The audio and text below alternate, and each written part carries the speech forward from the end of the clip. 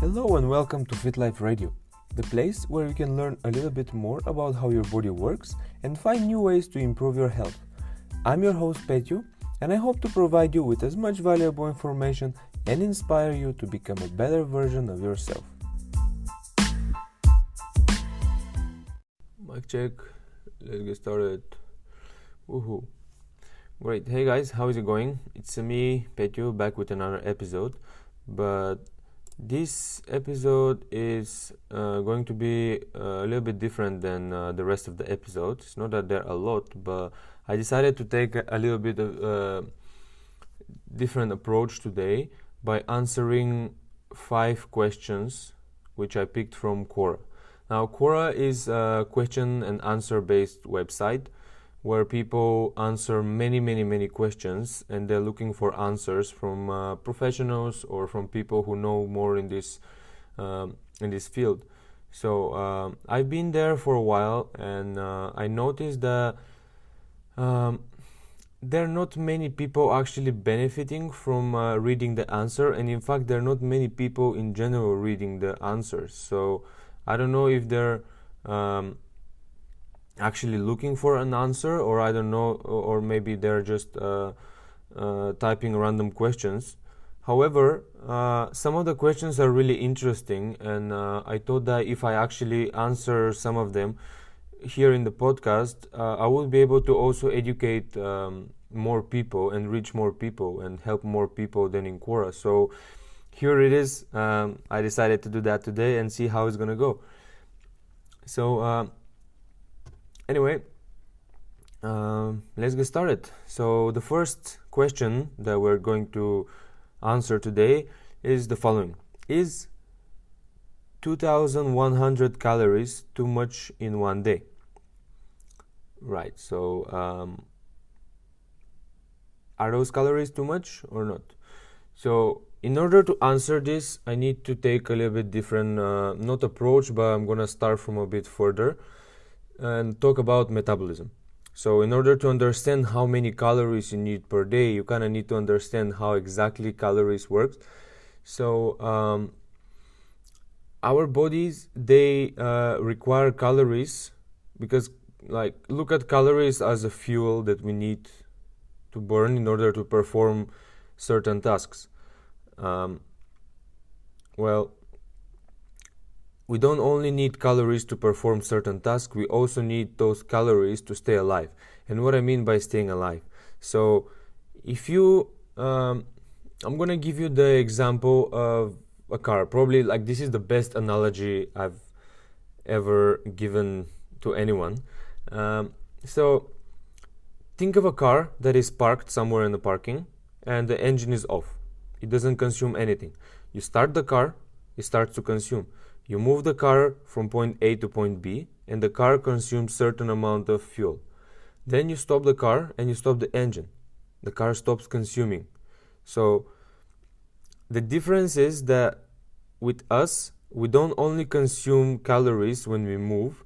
When we stop moving, let's say when we sleep, we still consume calories in order to stay alive, because our heart is pumping blood, our glands are producing hormones, our digestive system is digesting the food, is breaking down and absorbing and digesting the food that we have ingested. So we do need calories even if we don't move at all. So our engines are basically constantly turned on, kind of like if you use the car to go from point A to point B, but then you don't stop the engine, the car is going to continue to burn calories, or burn fuel, excuse me. So it's the same with us, same with people. Like, we're constantly burning calories until our heart basically stops, which is not a great thing.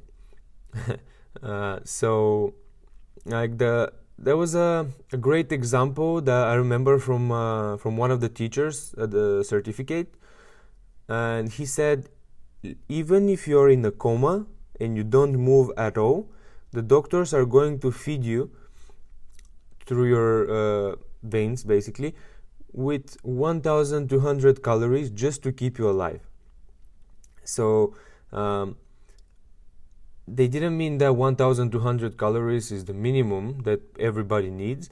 Like what that teacher wanted to show us is that even if we don't move at all and we're constantly sleeping, kind of if we're in a coma, we're still going to need calories in order to survive and to maintain our vital function. So when we add moving to that, we end up burning more calories. Now, how do we know how many calories we need in one day? Well, that depends on every individual. That highly depends from person to person. Like, you can have like a 40-kilo person. Like, let's give the perfect example. Okay, so my girlfriend is 45 kilos, right? She doesn't need that much calories to support her body weight or to support her function and stuff, just because like she is tiny compared to me, which I'm 90 kilos, so I'm basically double her body weight. So in general, if we're both in coma, like I'm gonna be receiving more calories to keep me alive, because like just my organs are bigger, my muscles are more and bigger, so I'm gonna need more calories to stay alive. So and then when you add movement, like if I give you the same example, so like if she does 10 squats and I do 10 squats, just because I'm heavier than her and I have more muscles than her, I'm going to require more energy in order to do the same amount of movement. So if again I give you the example with a car, like a bigger car with a big engine is going to consume more energy or more fuel just by running than a small tiny car with a small engine, right? It does make sense. So when you add those things together, you get how many calories someone needs per day in order to maintain their body weight. And if you get less calories than that, like you basically burn certain amount of calories throughout the day, and you need to get those calories back from food to replenish your resources basically. And if you get the same amount, you maintain and you don't change. If you get less calories, you end up burning like your storages, which usually are fats, but it doesn't work exactly like that. If you get more calories, then you end up gaining weight.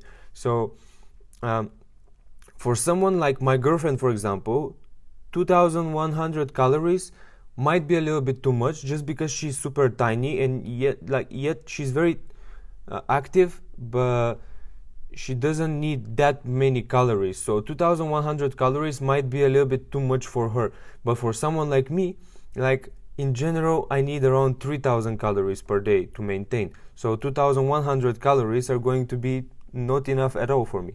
So this is what I mean by like this is why I can't exactly answer this question, but it's a perfect question to use in order to educate someone how to look for it. Like, in order to know how many calories you need per day, you need to calculate it for yourself, and you need to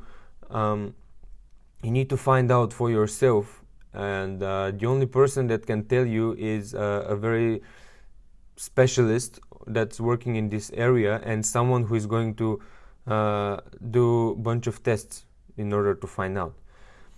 So I can't answer to that person whether 2100 calories are too much or not, because I don't know that person. Maybe they're too much for that person, maybe they're not.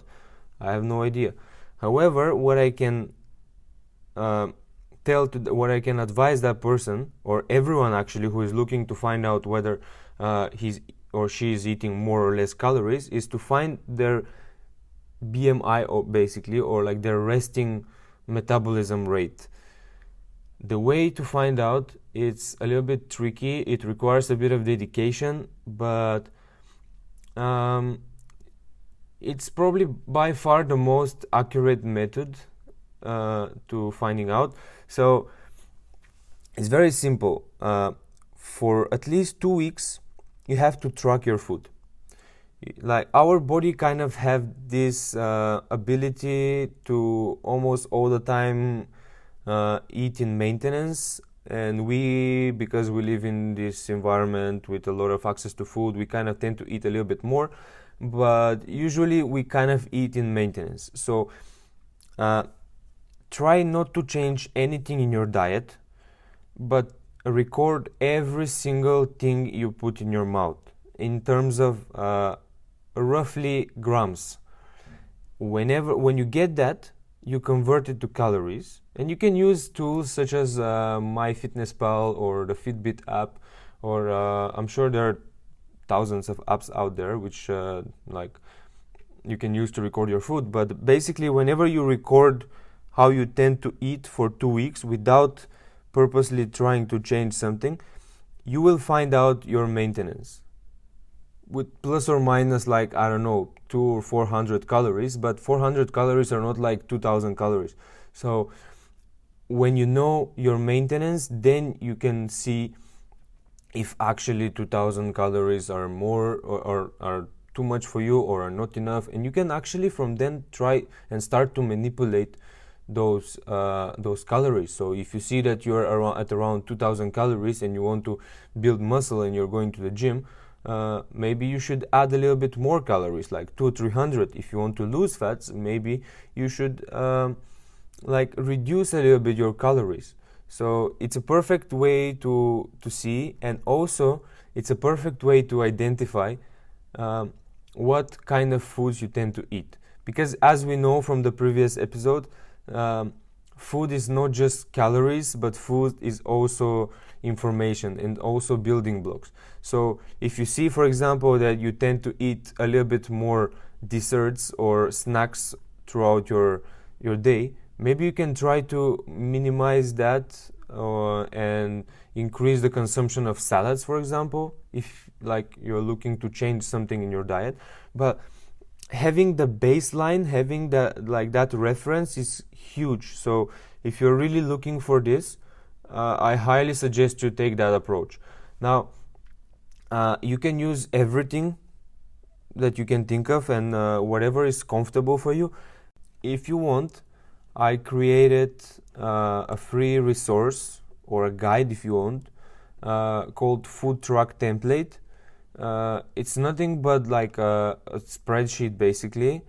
It's called the Food Truck Template. You can download it for free from my website, or you can download the other one, which is a little bit more complex, and it has more stuff to track, but it can be also used only for food.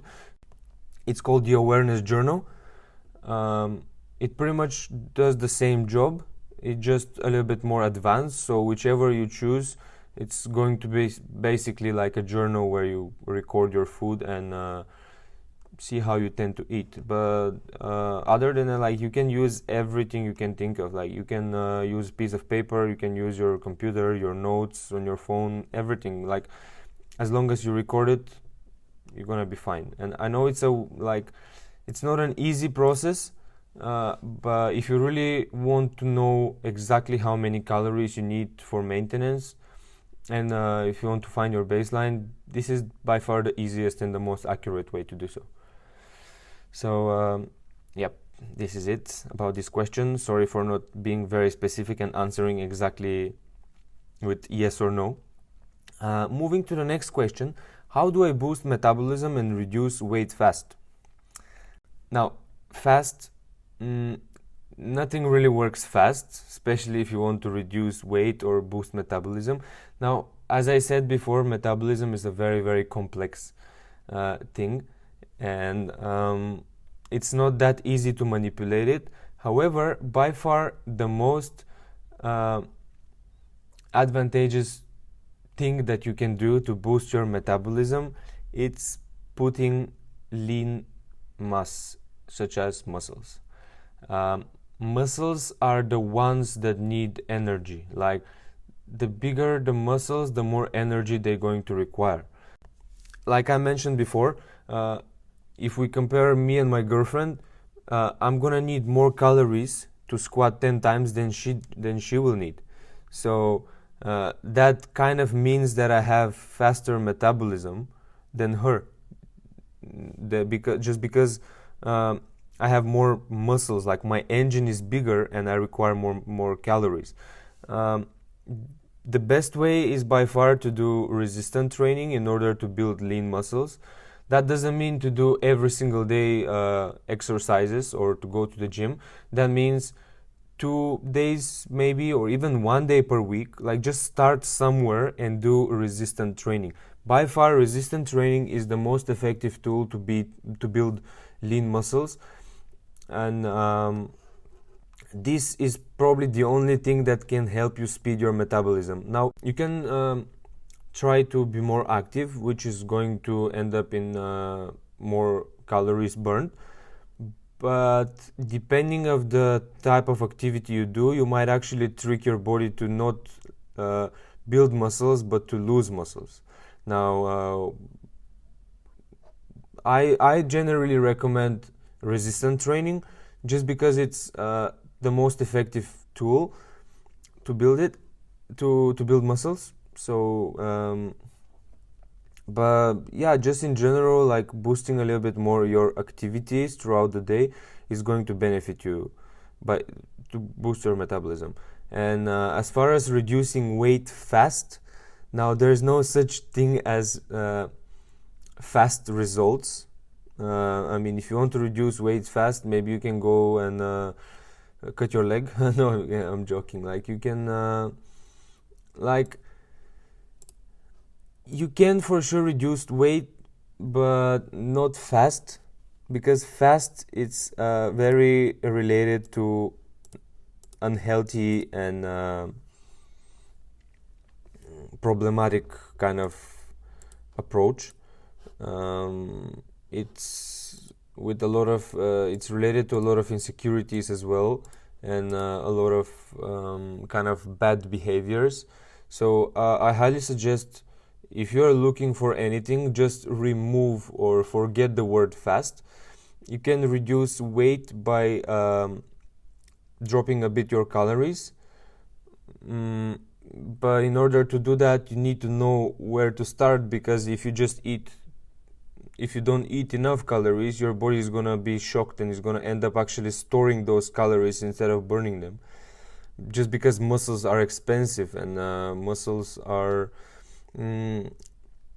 they're very expensive tissue which require energy, and if you don't get enough energy from food, your body is gonna end up burning those muscles, because it's danger to have, like, it's not advantageous to have a lot of muscles and not get enough energy. So this is going to also reduce your metabolism, and it's not gonna really like serve you very well. So my suggestion is to resistance training, or if you're not very keen to go to the gym, pick an exercise that you enjoy or that you really want to learn. Like, look at exercise as a skill that you want to get really good at, and that's gonna be your resistance training basically. But it's gonna be more like a game for you that you're gonna play with yourself, and you're gonna try to get better at something.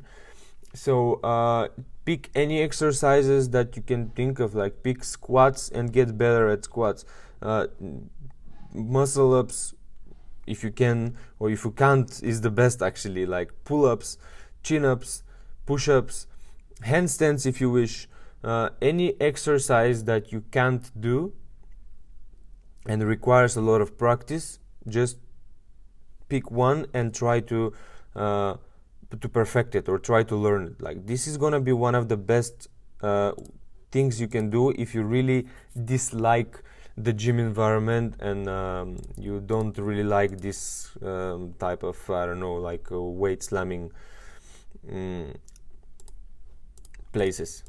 So this is my advice for this person, and for the people who are wondering kind of the same. Like, the only way to boost metabolism and reduce weight is to do resistance training, to be a bit more active, to watch your calories, to make sure that you're getting quality food instead of just whatever kind of food, and be patient. Like, really forget the word fast and be very patient, because good results are not happening fast. Fast results are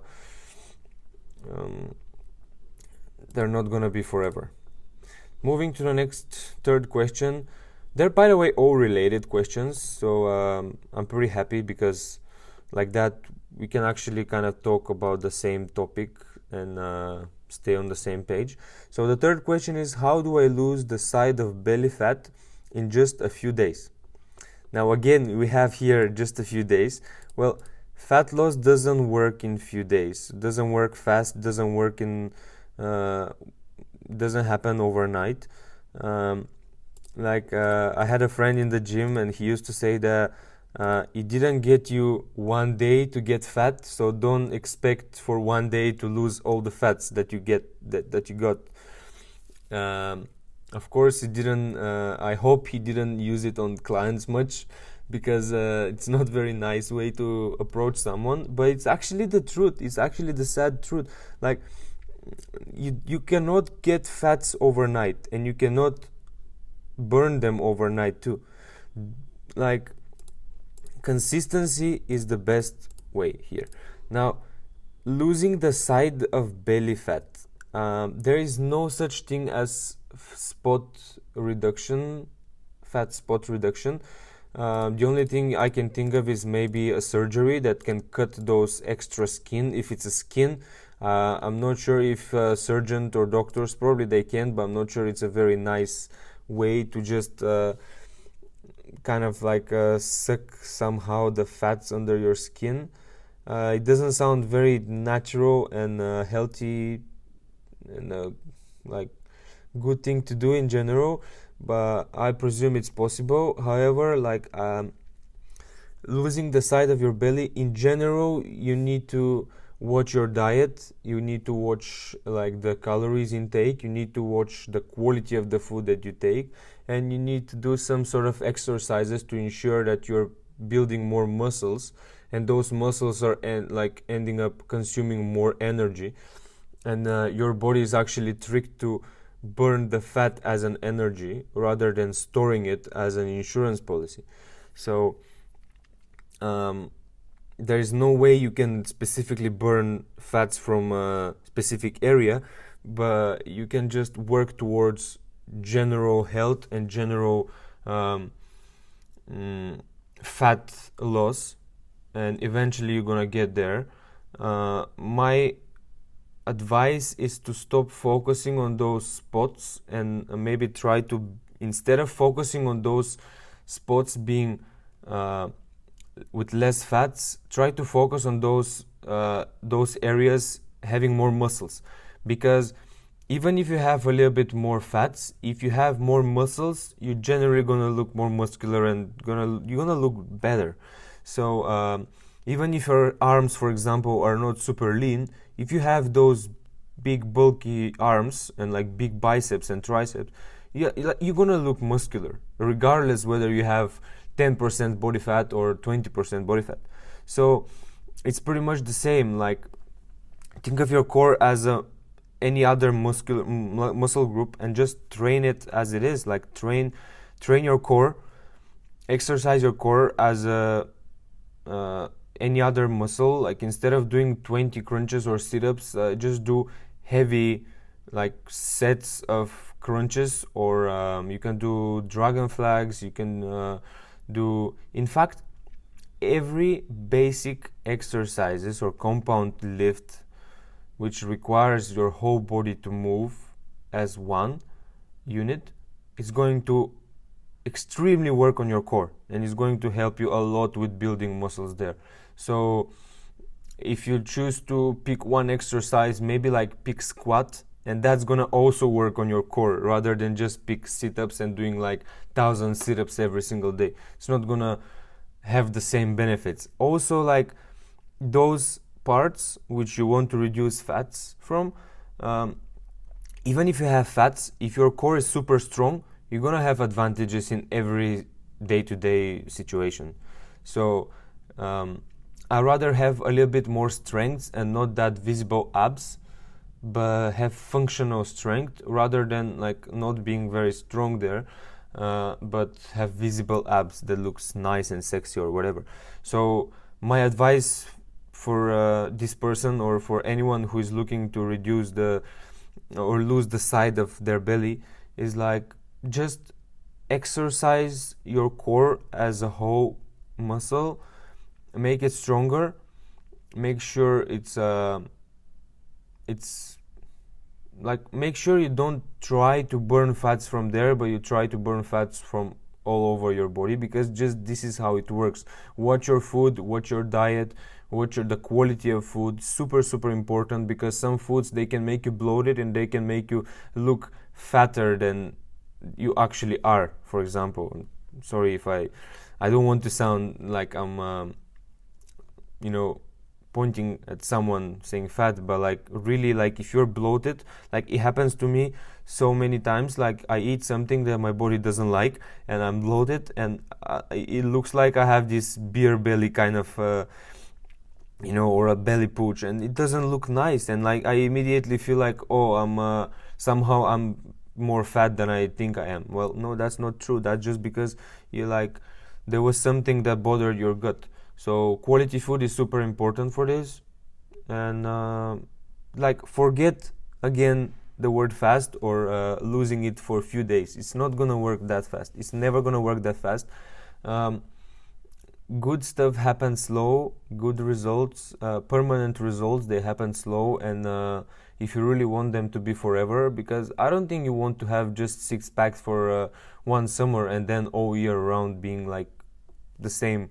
It's better to slowly get there where you want to be and stay there throughout your entire life. It's much more sustainable approach. Moving to the next question: can I lose 1 kilogram per week by walking 40 minutes 3 times a week and eating 800 calories? Now, probably you can do that. I'm not sure exactly how much you're gonna lose. Like, I don't know much about this person. Like, basically what it says is like they want to walk 40 minutes 3 times a week, which is 40 minutes are probably gonna be around 8,000 steps, something like this. So if someone wants to go to a place where walking 8,000 steps, I'm imagining that this person is really not walking much at all, and it's averaging around 2,000, 3,000 steps. Very possible. Trust me, a lot of people are at this level. Even like active people, you can think they're walking quite a lot, but in fact they end up like not walking as much. 3 times a week, well,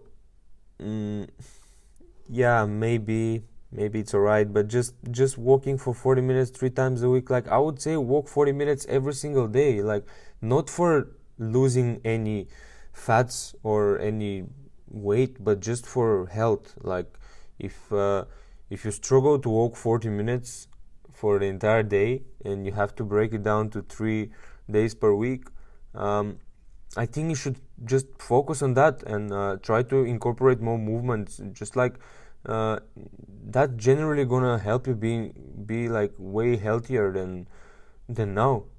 So yeah, and then eating 800 calories. Now, again, as I mentioned in the first question, there is no such thing as the baseline which everybody should be eating.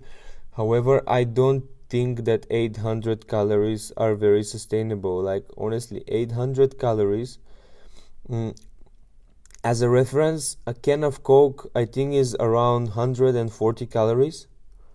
So, like a Big Mac, I'm not sure exactly. Like, I can actually, I can try to check for you. I do have a reference that I can refer to. Let me just try to look for it. Give me a second, please. Where are you?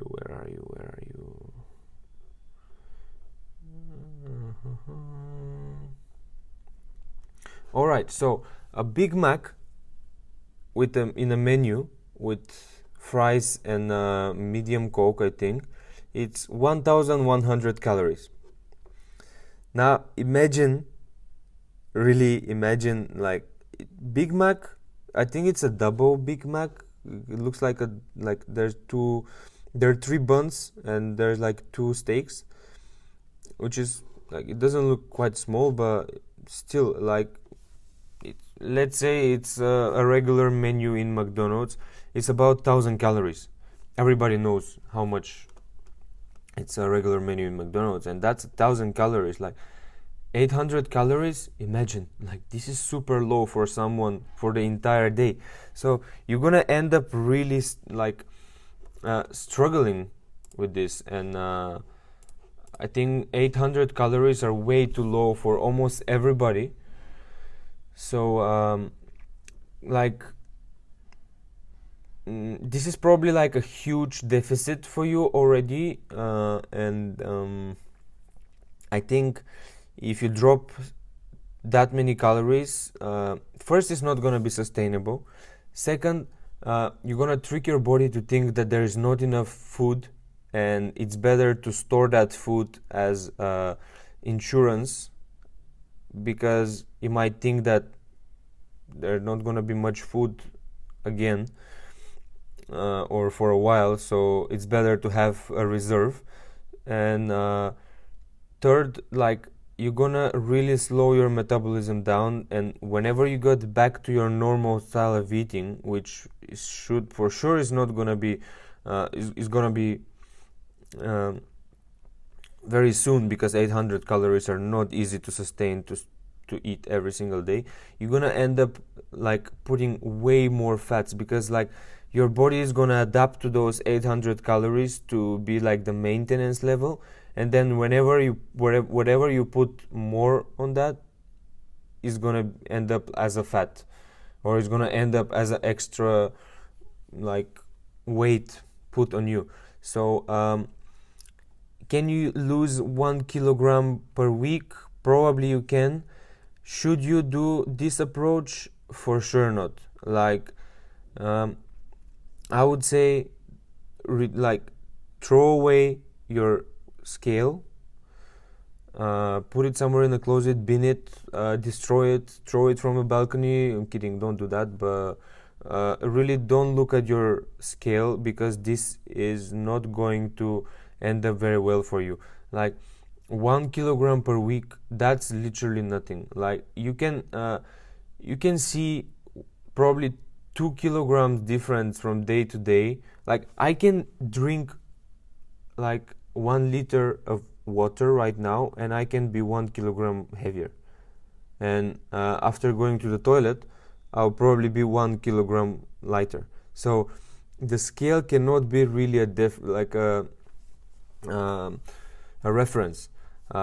Instead, I would say focus more on in this person specifically,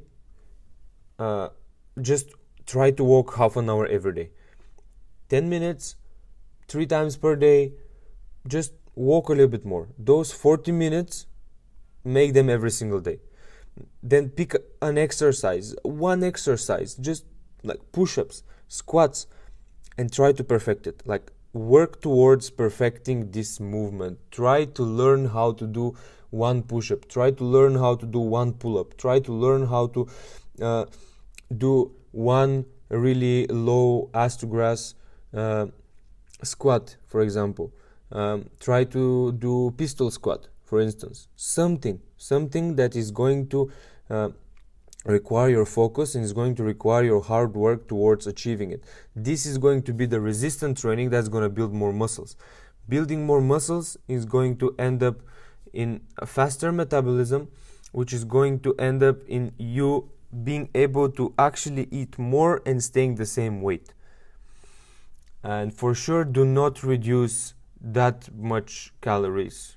Like try to find your maintenance, and if you want to lose, maybe like first make sure you eat quality food, because in fact many times it happens that people think that they should reduce calories, but in fact they switch, they replace one food with another, and they end up actually feeling much better, and in fact like getting less calories. For instance, like instead of removing meals from your diet, from your day, add 1 bowl of salad or 1 bowl of some sort of vegetables in every meal.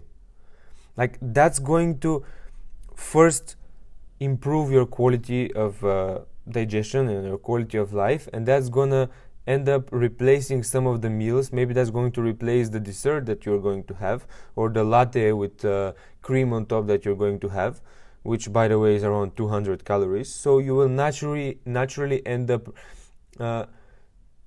changing your food habits, feeling much better, and you will see pretty significant results. But for sure, don't cut your calories straight away with that much. Try to be a little bit more active, and like if this is the goal, you can't do 40 minutes 3 times a week, just 100% try, but like give yourself a higher goal and try to achieve it. The last question for today is, what is the best weight loss product that is natural? Now, I chose this question as the last one just because it's not exactly very, metabolism or very scientifically related. It's just more for the fun of it, actually. Natural products for weight loss. Like, just first think about the word product for weight loss. It doesn't work. It doesn't seem correct. It doesn't seem fine. What is the best product for me to take in order to be to have more energy and to be more productive? Cocaine. I mean, like, seriously, yeah, that's gonna make me so focused and gonna make me so productive. Like, I'm not gonna sleep, I'm gonna work. But like, that, how beneficial is that? Like, there are thousands of weight loss natural quote unquote products, but none of them work. Trust me, like, all of them are full of literally bullshit that you think that might work, or they're somehow scientifically proven that they reduced few percent of body fats of the individual that take them, or whatever. And they're probably full of caffeine or some sort of energizing drug, which is going to make you a little bit more active, or is going to make your heart explode or pump more blood, raise your core temperature, and therefore maybe you're going to end up burning a little bit more calories. But that's not going to change anything. Like, fat loss, building muscles, health, this happens with eating quality food, eating food that your body really needs. It happens with eating whole natural products and giving the body what it needs in order to stay healthy and to function as it should function. Then muscles, they're built whenever you eat quality food and you train towards getting those muscles. So you do proper exercises, strict sets with weights, proper resistance training, stimulating the growth of those muscles. Weight loss happens when you are healthy, first of all, because whenever you are not healthy, as I said, fats are our body's insurance policy. Our body, whenever we are stressed, whenever we have problems, whenever we have not enough food, or we are sick and we don't have enough nutrients, our body is going to store everything possible as fats, because fats is the insurance policy. Fats is the woods that Bulgarians store in their garage for the entire winter so they can warm themselves. Fat is that kind of like a saving bank account which we all have in order to have a backup plan if something go wrong. Like, this is what fat is. If we are unhealthy, fats are not, weight loss is never going to happen. Weight loss happens first and foremost when we are healthy. If we strive to be healthier, weight loss is going to be way easier. And whatever product you choose to take, regardless of how natural it is or not, it's never going to be healthy, because it's just something fake that you put in your body and you try to change something, but you don't look at the whole picture. So really forget it. Like, it doesn't work. Trust me, I tried so many different stuff. I tried yohimbine, I tried fat burners, I tried different thermogenic fat burners, and green tea, and green coffee, and cinnamon with hot water early in the morning before breakfast, and whatever. It's like you're going to damage your body more than you're gonna lose fats, and then you're gonna end up actually having more fats than before. So, like, forget every sort of natural product. Go to the natural process, which is staying healthy, being fit, and eating quality food, exercising, or having activity throughout your day. And this is going to end up giving you way more results than any sort of natural product or whatever. So this is it for today, guys. I hope you learned something, and I hope you enjoyed it. I hope I made it valuable. If you like the information I provide you, feel free to go to my website, fitlifeblueprints.com. Read the blogs if you like. Go to the free resources. Download the guides. There are a lot of guides. There are also a pull-up guide, in fact. And if you're looking to improve your pull-up or learn your first pull-up, you can find it pretty valuable. If you choose to, you can also look at the online coaching, where you have an opportunity to work with me. I can guide you, I can teach you, and I can show you better ways to be healthy and to lose fats and build muscles, more sustainable and more healthy ways, of doing it. And if you want to learn about all of the 21 aspects of health, you can check my book, The Blueprint of Health. It's available in Amazon. It's an ebook. It's a pretty small one, so but the goal is not to be read and thrown away. The goal is to serve as a guide for someone who wants to change their life completely. So this is it. As usual, stay fit, enjoy your day, and see you next time.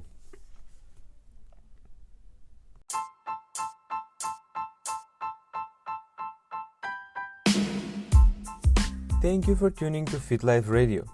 I hope you learned something useful, or at least had a bit of color to your commute. If you enjoyed the show, please share the love by introducing it to friends and family. And if you don't mind, please leave a review on your favorite podcasting app. Thank you for your support, and until next time, stay fit.